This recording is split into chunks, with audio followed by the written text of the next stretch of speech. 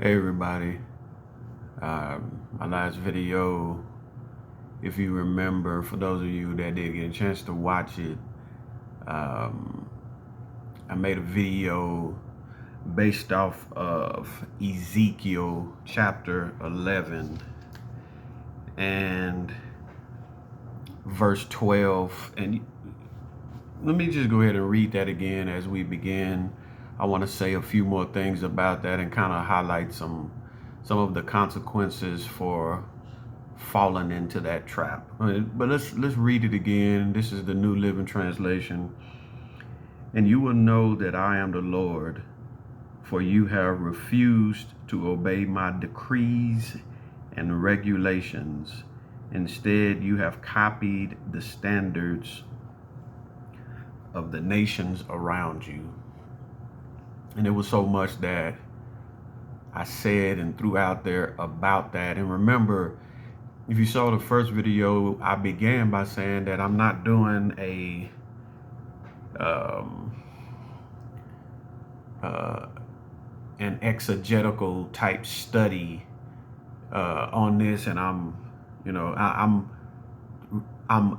using this scripture as a backdrop to just kind of highlight the dangers of how a believer or a group of believers can fall into this trap of conforming to the standard of their surrounding culture or society.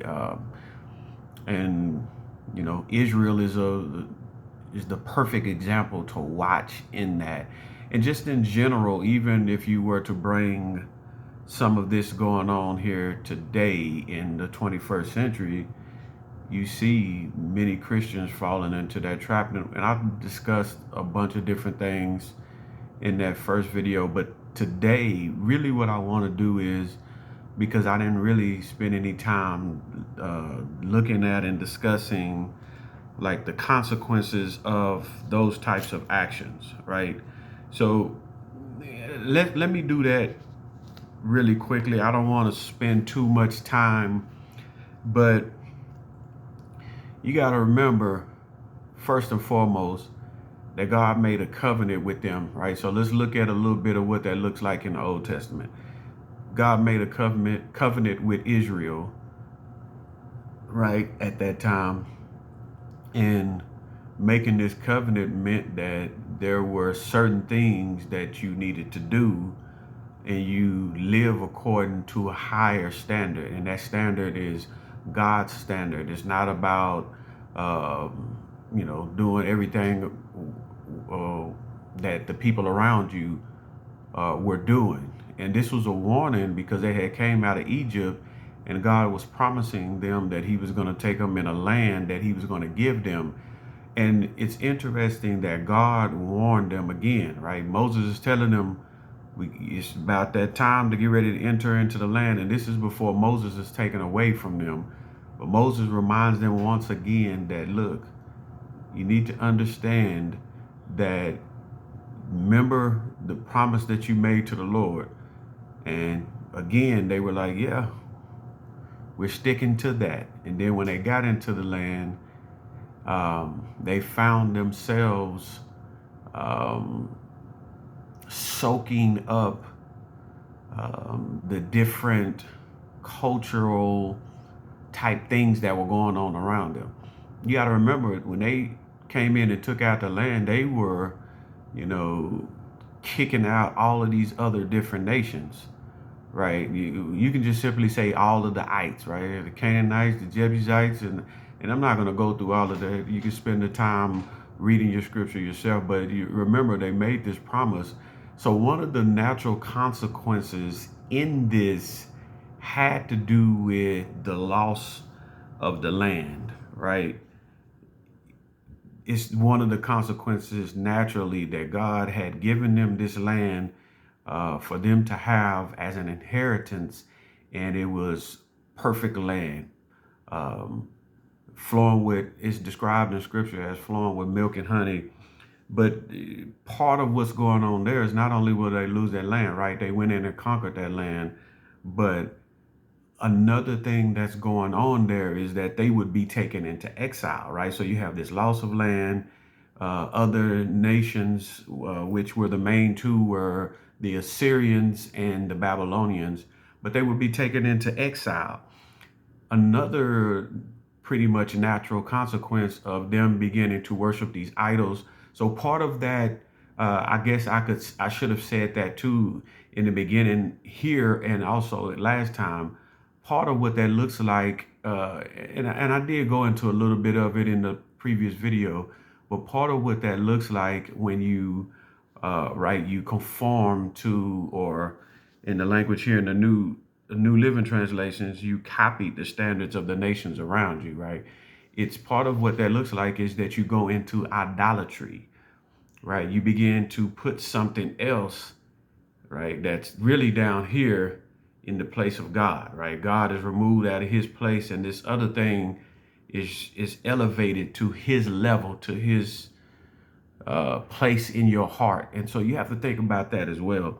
And so that leads, again, loss of the land, they're going into exile, but that's the loss of God's presence as well. And you got to remember, part of what that looks like is, thinking about their protection. Other nations wouldn't come near them, and if they did, the fight would be over with like that, like nothing, because God was the one fighting on their behalf. And so loss of his presence means that other nations that previously feared them would no longer be fearing them. And so that's some of the things that you have to think about. But also with the loss of God's presence, not only is the protection taken away, but even the favor and the blessing that they had, right? There were so many blessings, and of course, Deuteronomy has that whole chapter on blessings and curses. If you do what you're supposed to do, these blessings are going to be up on you. If you don't, then you get the curses. I'm not going to go into all of that, but just think about that. Uh, his presence is gone, his protection is gone, and then you begin to have the loss of God's favor and blessing in your life. And then it kind of spills over into a bunch of other things, which I'll just simply call everything else that comes with sin. So with that idolatry and worship and all of that, there are natural things that progress when we begin to take on idols in our lives.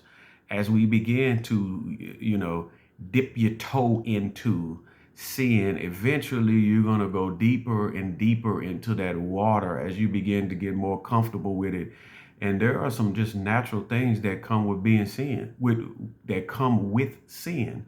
All kind of things start to happen. You get some of them that start to actually, I believe it was to Moloch, where they were sacrificing their children. You have many of them doing all kind of corrupt and wicked practices that are an abomination in the sight of God.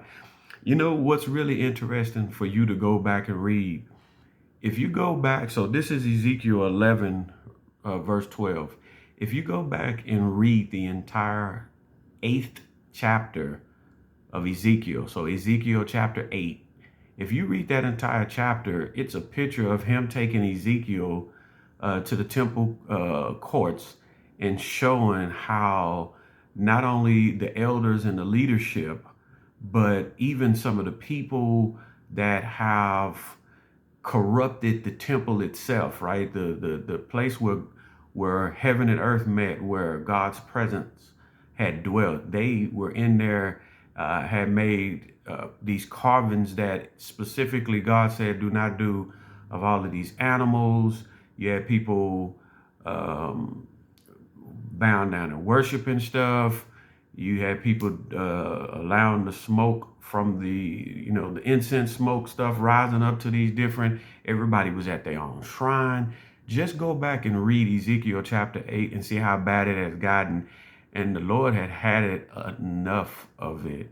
And so everything that comes with sin is another thing that you have to think about. But even though you think about all of those things, right? You think about all of those things and you're like, man, that type of stuff is like, is really, is horrible. It's sad. It's unbelievable. You know, any words you want to throw out there for those things that I've talked about, right? You lose your land, this land that God fought for you to have, and now you're in exile. That means your whole households, right? Your families are torn apart and messed up. People have died. People have been separated. You lose God's presence where you even at times when there wasn't necessarily peace, you still didn't have to worry about nothing because God was on your side and he was fighting for you. Now his presence is gone from you. It talks about in different places that they will be praying or they will be crying out and he won't even hear their prayers, right? Think about that. And then you spiral all out of control. So he gave you a standard to live by, and this is in set up boundaries for you not to go beyond them. And as you go beyond those things, you begin to see your life look like all of the other nations, right? Or like the Gentiles. That's the language in certain translations. But you begin to look like everybody else when you were supposed to be a unique people set apart for this new unique God that was on another level, another plane than everybody else. And now you just common like everybody else. But even with those things, I think the greatest.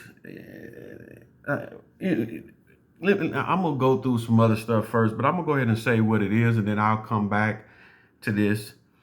Uh, the light to the Gentiles. So that was pretty much their overall mission, was to be in a unique relationship with this unique God. Again, right? He's different, right? He's not common. He's not like the other gods out there.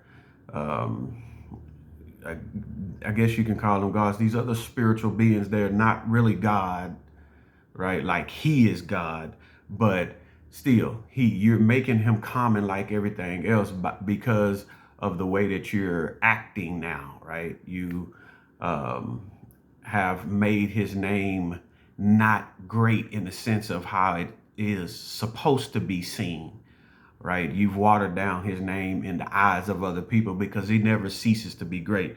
But in Isaiah 42, Isaiah 49, verse 6, in both of those chapters, both talk about being light to the Gentiles, right? It's the whole idea is your relationship showing what you have with this unique God is something that's supposed to be beautiful, that draws other people in from other nations. And there's more that goes to that, but that's just one of the last things. I'm going to just say that little tad bit right here before I go into some other things, and then I'm going to come back around to that. All right, so you look in the New Testament and you start in Ephesians 4:3, and we're still talking about consequences, but you get things like grieving the spirit in Ephesians 4:30. You get things like quenching the fire of the spirit at work in the life of the believer in 1 Thessalonians chapter 5, verse 19.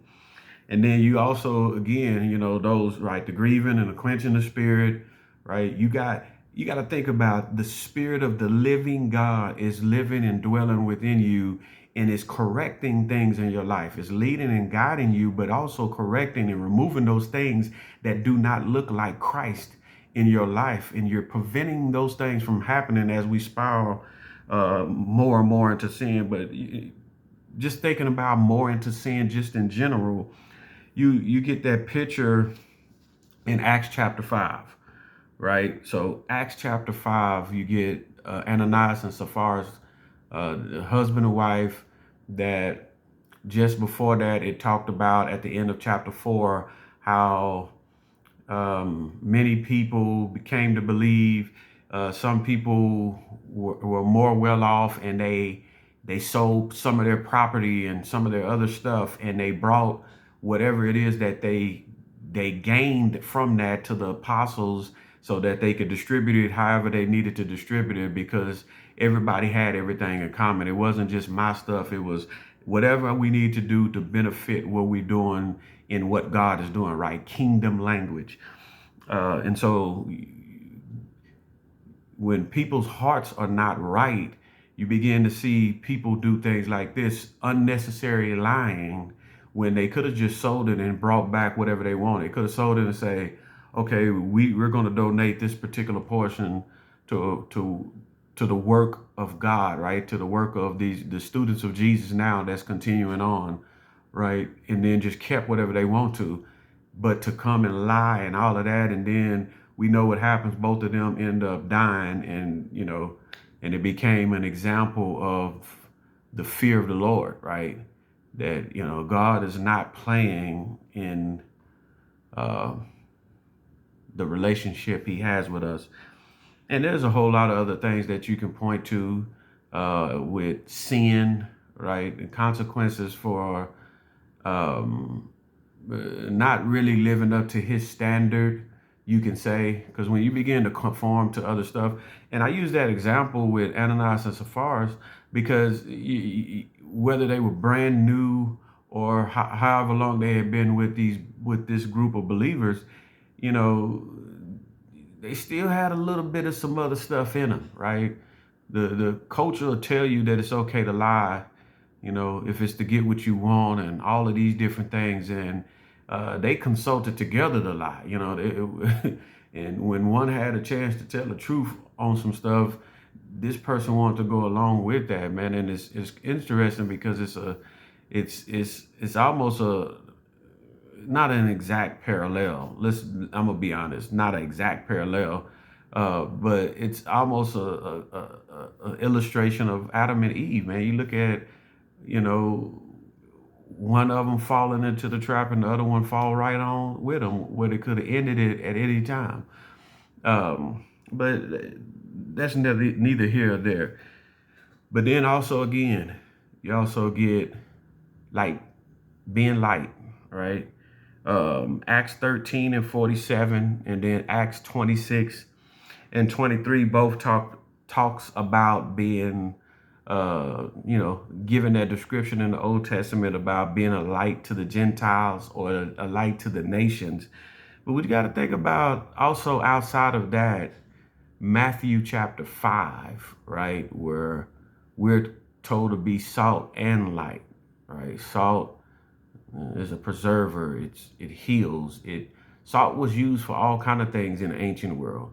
And then we know what light does. We know that Christ is the light of the world. And in John chapter 1 talks about Him being the light and the life of all humankind. And so that whole idea of being light, and I said that I was going to circle back. I look at all of these different things, right? You got examples in the Old Testament of some of these consequences for, going about doing things your own way or conforming to the standards of the culture around you and the people around you or the nations around you.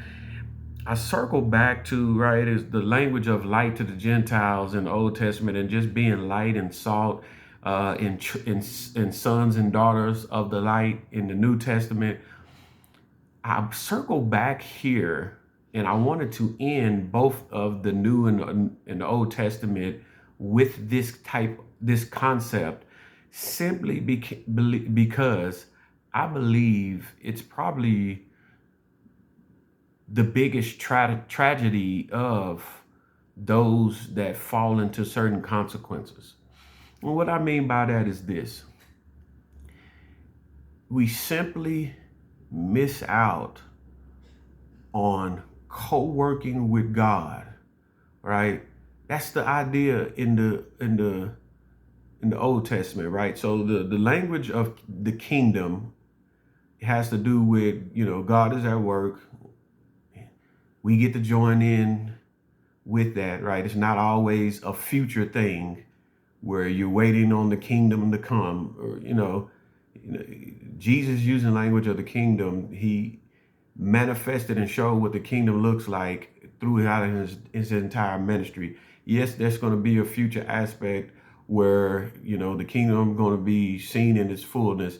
But scripture tells us, right, that his kingdom is from everlasting to everlasting.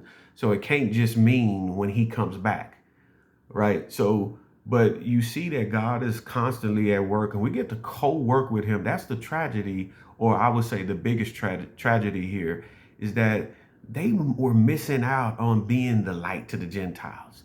They were missing out on drawing these other nations into the beauty of what God was doing and the beauty of being in this relationship to this God. It's the same thing in New Testament times and even up to our day, that when we start to conform to the ways of the world, we miss out on our opportunities to co-work with God in what he's doing in our neighborhoods, what he's doing in our schools. We miss out on what he's doing in our workplaces.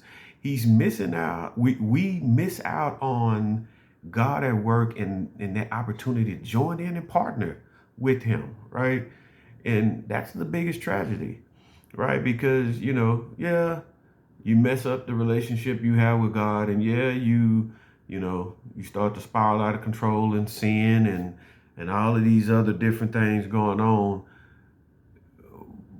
But the part that, even though these other things hurt other people as well, one of the biggest things is when you had that opportunity to be a representative of God to other people that may turn their life around, but because you begin to get into the same sin that they were in, guess what happens? It's more of like a confirmation that there's nothing wrong with what they're doing.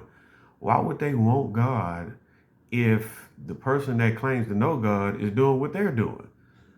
Right? And so we got to keep that in mind. That's why, to me, that's one of the biggest tragedies of what we're talking about here. So we miss out on that. And though there are plenty opportunities, right? Another scripture that's so prevalent as today, like, we're talking about you copied the standards of the nations around you. But when you get to the New Testament times and Jesus says that he had compassion on the people because he looked at, they were like a sheep without a shepherd. And he said, pray to the Lord of the harvest, because the harvest is plentiful, but the laborers are few. That is so true even today. We don't have enough people that are being trained up in such a way that they look like, have this Christ-like character to be able to go in and get the harvest. Right? Whether it's you're the planter, whether you're the waterer, or whether you're just like in John chapter 4, right? Towards that end, he says, you come to reap what you did not sow, right? So you may be the one that's on the completion end of it. You're completing the work that God has already started in some of these other individuals' lives. And it's sad when we miss out on those opportunities to partner with God, but other people miss out on knowing God. That's why this is one of the biggest tragedies. You miss out on playing a part of helping God grab a hold of something in somebody else's life, but they miss out on the one true living God because of the wrong type of examples.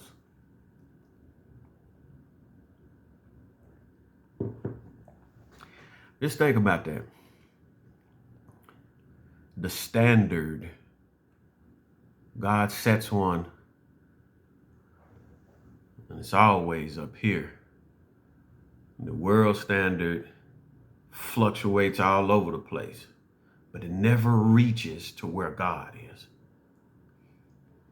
And when we conform to that, instead of the standard that God has in place, there are going to be consequences. And you're not the only one that's going to suffer. Other people that could have known him will not. Grace, mercy, and peace be with you.